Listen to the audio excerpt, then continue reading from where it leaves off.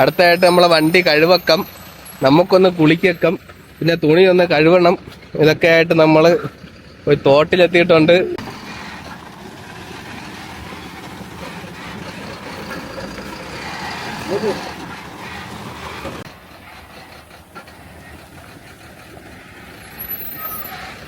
മതി നിക്കട്ടെ. ഇപ്പൊ വണ്ടി കഴുകാനായിട്ടുള്ള ചെറിയൊരു തോടാണ് കേട്ടോ, ചെറിയ തോട്. നല്ല തെളിഞ്ഞ വെള്ളമാണ്. അപ്പൊ അവിടെ നിന്ന് വണ്ടി കഴുകുന്നോണ്ടാണ് ഇത്തിരി കലങ്ങി വരുന്നത്. അതിപ്പോ മാറും. വണ്ടി കഴുകിയപ്പോഴത്തേക്ക് നമുക്ക് കുളിച്ച് വണ്ടിയെ കഴുകി തുണിയെ കഴുകി വീണ്ടും യാത്ര തുടങ്ങാം.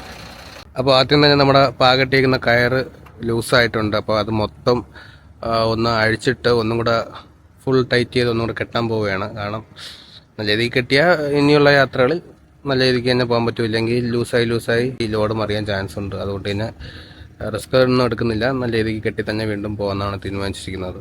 എന്താ ഒരു ബസ് തോട്ടി ഇറക്കിയിട്ട് ഫുള്ള് ആക്കവും വെളിയൊക്കെ വൃത്തിയായിട്ട് കഴുകിയെടുക്കുന്നുണ്ട്. ഒരുപാട് ലോറികളും ബസ്സുകളും ഇങ്ങനെ നല്ല രീതിക്ക് വൃത്തിയാക്കാനായിട്ട് കഴുകിയെടുക്കാനായിട്ട് ഇവിടെ കൊണ്ട് നിർത്തുന്നുണ്ട് കേട്ടോ. അങ്ങനെ മാരാറിനെയൊക്കെ കുളിപ്പിച്ച് കുട്ടപ്പനാക്കി നമ്മളും തോട്ടിലിറങ്ങി കുളിച്ചു. നല്ല തണുത്ത വെള്ളം, തെളിഞ്ഞ വെള്ളം.